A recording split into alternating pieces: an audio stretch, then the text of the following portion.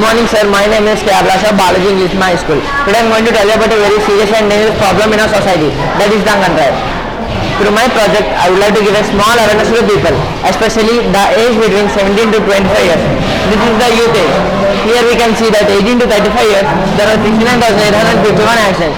And there also we can see that drunk and drive is more. And here also we can see that 28% is drunk and drive. Through my project is the solution for this.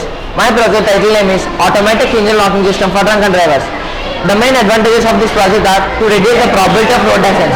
It can be used in various vehicles for detecting the alcohol, whether the driver has consumed alcohol or not.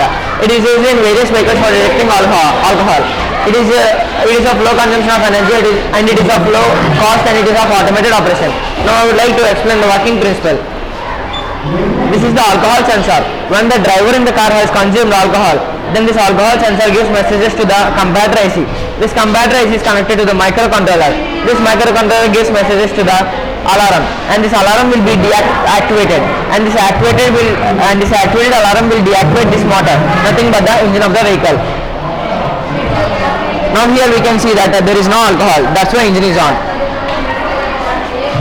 Then the driver in the car has consumed alcohol. Then alcohol detected and the engine will be off. And the alarm will be activated. So I request the government to enforce this type of system when the manufacturer of the car itself to avoid these type of accidents. Thank you.